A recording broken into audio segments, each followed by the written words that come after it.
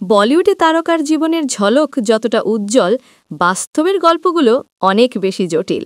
এবং ঠিক এমনই এক চমকে দেওয়া তথ্য এখন পুরো ইন্ডাস্ট্রিকে নাড়িয়ে দিয়েছে।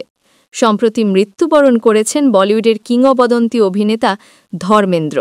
আর তার মৃত্যুর পরই সামনে আসে তার রেখে যাওয়া প্রায় 450 কোটি টাকার বিশাল সম্পত্তির খবর। কিন্তু সবার চোখ কপালে ওঠে যখন জানা যায় এই বিপুল সম্পত্তির 1 টাকাও পাবেন না হেমা মালিনী, যিনি বছরের পর বছর ধর্মেন্দ্রর পাশে ছিলেন, যাকে বলিউড যুগল হিসাবে মানুষ আজও মনে রাখে। প্রশ্ন উঠছে, এমন সিদ্ধান্ত কেন? কার পক্ষে লিখে দিয়েছেন ধর্মেন্দ্র তার সব সম্পত্তি? আসলে ধর্মেন্দ্রর ব্যক্তিগত জীবন সবসময় ছিল আলোচনার কেন্দ্রে।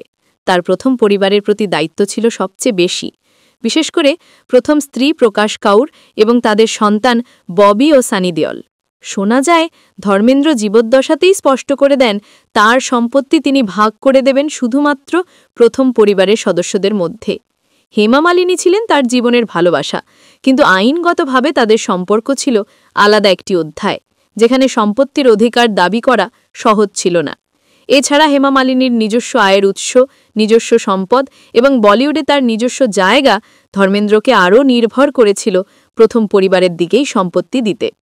অনেকেই বলছেন ধর্মেন্দ্র চাইতেন তার 2 ছেলেই তার সম্পত্তি সামলাক, কারণ তারা দীর্ঘদিন ধরে পারিবারিক ব্যবসায় যুক্ত। অন্যদিকে হেমা মালিনী নিজেও নাকি সম্পত্তি নিয়ে কখনোই দাবি করেননি, তাই ধর্মেন্দ্রর শেষ ইচ্ছা অনুযায়ী তার সম্পত্তির বড় অংশই যাচ্ছে প্রথম স্ত্রী ও সন্তানদের নামে। এ সিদ্ধান্তে অনেকেই অবাক হলেও ধর্মেন্দ্রর পরিবার বলছে এটাই ছিল তার বহু বছরের পরিকল্পনা। হেমা মালিনীকেই ভাবছেন এ সিদ্ধান্ত নিয়ে। এখনও পর্যন্ত তিনি এই বিষয়ে মুখ খোলেননি। তবে বলিউড মহলে গুঞ্জন, সম্পর্কের জায়গায় ধর্মেন্দ্র হেমা মালিনীর বন্ধন টাকার চেয়েও অনেক বেশি মূল্যবান।